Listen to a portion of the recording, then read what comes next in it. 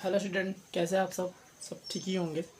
देखिए, आज हम स्टार्ट करने वाले हैं दो चर वाले रैखिक समीकरण ठीक है। तो पहले इसका एग्जांपल देख लेते हैं, उसके बाद समझते हैं कि दो चर वाले रैखिक समीकरण क्या है। जैसे देखिएगा, जैसे में 2x + 3y = 0 ठीक है, यह एक दो चर वाले रैखिक समीकरण है ठीक है। अब ऐसा क्यों, ध्यान समझते हैं। इसका नाम दो चर वाला रैखिक समीकरण क्यों पड़ा है ठीक है। तो इसका नाम इसलिए दो चर वाला रैखिक समीकरण पड़ा है क्योंकि इसमें देखिए, इसमें दो चर दिखाई दे रहा है। जैसे कि जब आपको बहुपद स्टार्ट की गई थी, उसमें बताया गया था कि चर राशि किसको बोलते हैं। साधारण भाषा में चर राशि ABCD ये अक्षरों को क्या बोलते हैं, हम लोग चर राशि बोलते हैं। और अचर राशि उसे बोलते हैं जैसे संख्यात्मक, जैसे हो गया 1, 2, 4/5, √3, ये सब क्या है, अचर राशि है ठीक है। तो दो चर वाले रैखिक समीकरण, तो इसमें देखिए, इसमें दो चर दिख रहे हैं, x और y ठीक है। और रैखिक इसलिए नाम पड़ा है क्योंकि दोनों का पावर एक है। जैसे बहुपद में पढ़े थे हम लोग रैखिक बहुपद, जिसमें बहुपद का चर घात एक होता है, उसको बोलते हैं रैखिक। इसी तरह दोनों का घात एक है, इसलिए इसका नाम पड़ा है रैखिक। और ये बराबर का चिन्ह देख रहे हैं, इसके जरिए इसको बोलते हैं हम समीकरण।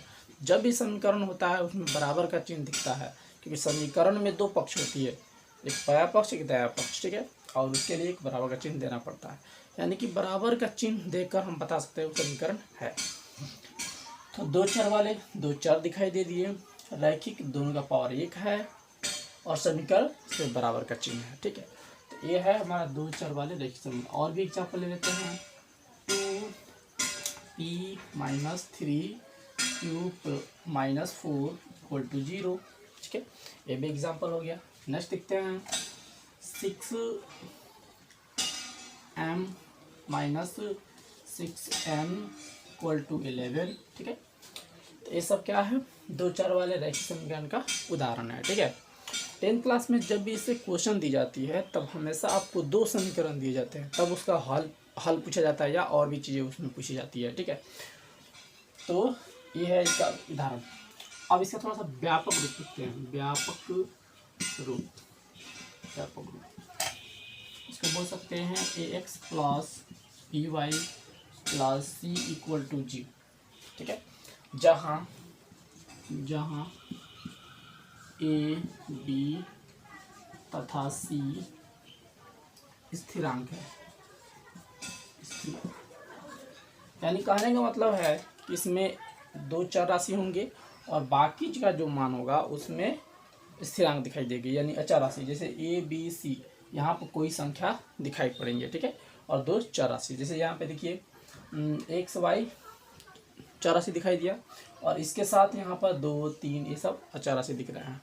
जैसे कि इसको इससे मैच कीजिए, यहाँ पे A के बदले क्या है, 2 है, B के बदले 3 है, और C इसमें 0 है, नहीं कुछ है, तो यहाँ पर +0 तो छुपा ही रहता है, C क्या है, 0 है ठीक है। तो इस तरह से इसका व्यापक रूप हुआ। जब भी आपको क्वेश्चन दिए जाएंगे, इससे पहले भी बताया था, जब भी इससे क्वेश्चन आपको दिए जाएंगे उसमें हमेशा आपको दो समीकरण दिए जाएंगे ठीक है।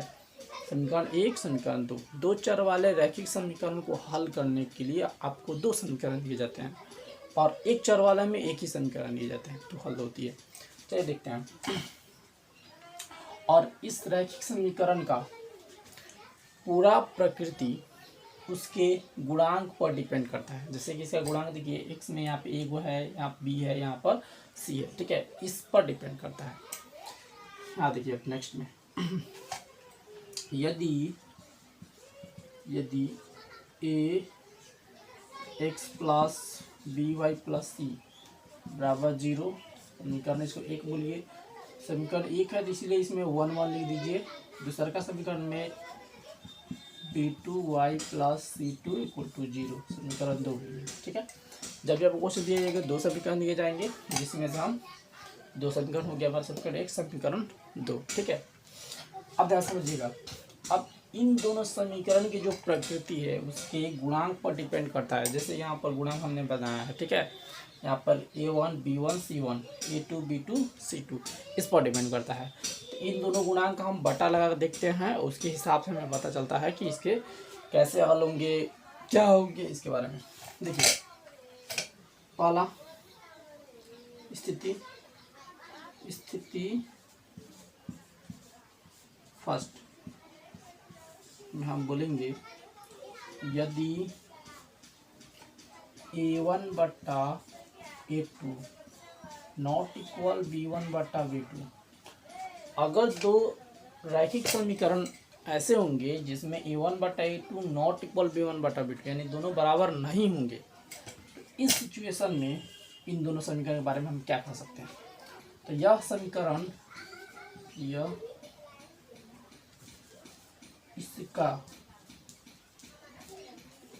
अद्वितीय हल, क्या बोल सकते हैं, केवल एक हल होंगे। ठीक है, या इसको बोल सकते हैं यह संगत होगा। ठीक है, नेक्स्ट बोल सकते हैं यह विरोधी नहीं, अविरोधी, यह अविरोधी होगा। और फोर्थ पॉइंट में हम बोल सकते हैं इसका जो ग्राफ होगा और इसका ग्राफीय निरूपण,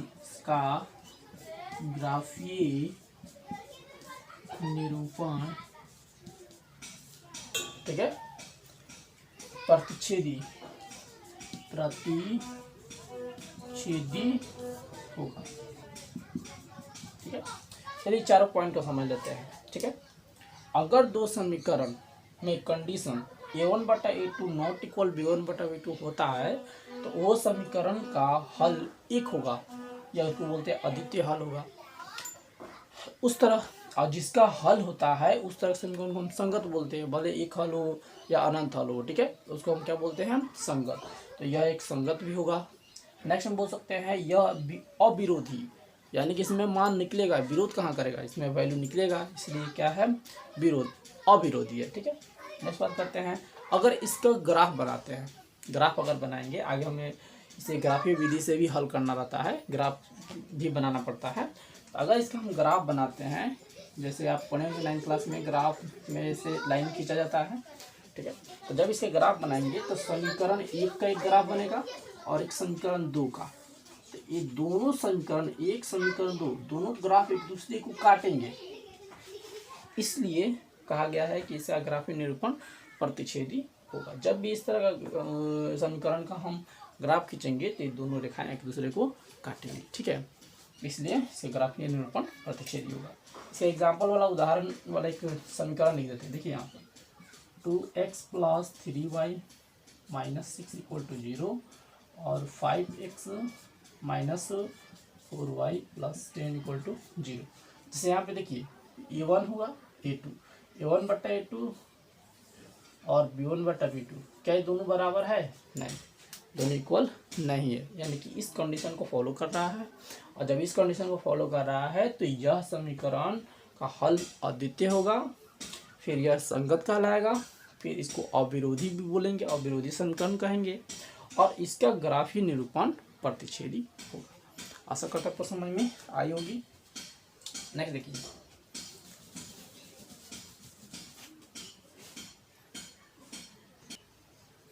सेकेंड स्थिति में यदि A1 बट्टा A2 इक्वल टू B1 बट्टा B2 इक्वल टू C1 बट्टा C2, अगर तीनों बराबर हो जाए, A1 बट्टा A2 B1 बट्टा B2 C1 बट्टा C2 तीनों बराबर हो जाएगा तो क्या होगा। तो पहला, ठीक है, इसके अनंत हल होंगे। और क्या हो सकता है, यह संगत होगा। जैसे बताए थे कि इसका एक हल हो या अनंत हल हो, वो संगत ही होता है, तो यह संगत होगा। ठीक है, फिर नेक्स्ट बात करते हैं, यह आश्रित समीकरण कहलाता है, आश्रित होगा। ठीक है, इसे हम आश्रित समीकरण बोलते हैं इस सिचुएशन को। अगला देखिए इसे ग्राफीय निरूपण। इसका ग्राफीय निरूपण संपाती होगा। ठीक है, यानी कि जो रासायनिक जो समीकरण, ठीक है, में A1/A2 बराबर B1/B2 बराबर C1/C2 होगा, उस समीकरण का हल अनंत होगा, वह संगत कहलाएगा। उस तरह के समीकरण को हम आश्रित समीकरण भी कह सकते हैं, और इसका ग्राफीय निरूपण संपाती होगा। ठीक है, अब इसका क्या मतलब होता है, संपाती का मतलब क्या होता है, देखिए अगर इसका ग्राफ बनाते हैं, ऐसे ग्राफ बनाएंगे, तो अगर समीकरण 1 का ग्राफ ये है, तो समीकरण 2 का लाइन भी इसी के ऊपर आ जाएगा। समीकरण 1 का लाइन भी वही, उसके ऊपर समीकरण 2 का लाइन आ जाता है, तो इसको बोलते हैं हम संपाती। इसका उदाहरण वाला समीकरण देख लेते हैं। जैसे 4x + 6y - 8 = 0। इसमें देखते हैं 8x + 12y - 16 = 0। देखिए यहाँ पे सबका बाटा कीजिए, कितना होगा, 4 दूनी 8, 4 दूनी 8, 4 दूनी 8, 6 दूनी 12, 8 दूनी 16, सब में 1/2, 1/2, 1/2 सब में आ रहा है। यानी कि इसमें A1/A2 B1/B2 C1/C2 तीनों का मान 1/2, यानी तीनों आपस में बराबर है। तो इस रूल को, इस कंडीशन को फॉलो कर रहा है। ठीक है, तो इस समीकरण का हल अनंत होगा, यह संगत कहलाएगा। इस तरह का समीकरण आश्रित समीकरण भी कहलाता है, और इसका ग्राफीय निरूपण संपाती होगा। ठीक है, चलिए नेक्स्ट देखते हैं स्थिति नंबर 3, कंडीशन जो होगा स्थिति 3। इसमें क्या लेते हैं, यदि A1/A2 इक्वल हो जाए B1/B2, लेकिन C1/C2 के इक्वल नहीं हो, A1/A2 बराबर B1/B2 नॉट इक्वल C1/C2, तो इस कंडीशन में क्या होगा, इस कंडीशन में होगा पहला, इसके कोई हल नहीं होगी, कोई हल नहीं होगा। यानी कि अगर इस कंडीशन को फॉलो करता है तो चाहे कोई भी विधि लगा लें, इसका हल नहीं होगा, यानी इसका कोई हल नहीं होगा। नेक्स्ट बात है, जब हल नहीं है तो यह क्या है, असंगत होगा। ठीक है, यह असंगत होगा, यानी असंगत, इसका हल ही नहीं है, इसको असंगत ही बोलते हैं। थर्ड में यह विरोधी, यानी विरोध कर रहा है, यानी विरोधी होगा, यानी इस तरह समीकरण को विरोधी समीकरण भी कहते हैं। ठीक है, कोई क्वेश्चन में दे देता है, समीकरण दे देगा कि निम्नलिखित में से कौन सा समीकरण विरोधी समीकरण है, तो आप इस कंडीशन को फॉलो कराइएगा, जिसमें ये कंडीशन को फॉलो करेगा वो क्या होगा, विरोधी होगा। फोर्थ में इसका ग्राफीय निरूपण, इसका ग्राफीय निरूपण ठीक है, समांतर होगा। यानी अगर इसका हम ग्राफ बनाएं, अगर हम इसका ग्राफ बनाते हैं, ठीक है, जैसे समीकरण 1 का ग्राफ हुआ और समीकरण 2 का ग्राफ हुआ, समीकरण 1 और 2 का ग्राफ क्या होगा, एक दूसरे के समांतर हो जाएगा, पैरेलल हो जाएगा। ठीक है, इस कंडीशन में इसका उदाहरण देख लेते हैं। 4x - 7y - 8 = 0, और यहाँ पे देख लेते हैं 12x - 21y + 5 = 0।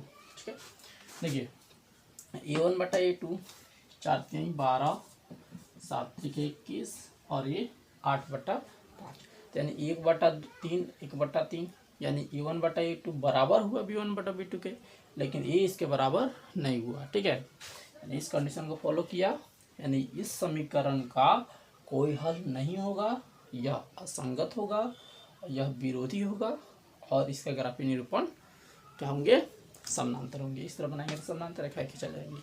ठीक है, तो आशा करता है आपको समझ में आई होगी। ठीक है, तो आपको 3.1 और 2, ठीक है, तो कोशिश कीजिएगा बनाने के लिए, ये दोनों बन ही जाना चाहिए, एकदम इजी वे में क्वेश्चन है। और 3.1 में भाषा वाला क्वेश्चन आपको दी गई है। तो भाषा वाला क्वेश्चन को पहले पढ़ के समीकरण सेट की जाती है, उसके बाद उसको हल किया जाता है। तो भाषा वाले क्वेश्चन को यानी वर्ड प्रॉब्लम को सॉल्व करने के लिए पहले ये सब चीज़ बता दे रहे हैं। उसके बाद भाषा वाला क्वेश्चन के लिए हम समीकरण कैसे बनाएं वो हम आगे सीखेंगे, ठीक है। फिलहाल में जितनी बातें बताई गई है इसको देखिए, और भाषा वाला क्वेश्चन को अगर समीकरण सेट कर ले रहे हैं तो अच्छी बात है, वरना उसको इग्नोर कीजिए अभी। और उसके बाद जितने भी भाषा वाला क्वेश्चन होगा सबका समीकरण सेट करके सिखाएंगे कि कैसे आपको समीकरण सेट करने हैं, उसके बाद कैसे हल करने हैं, ठीक है।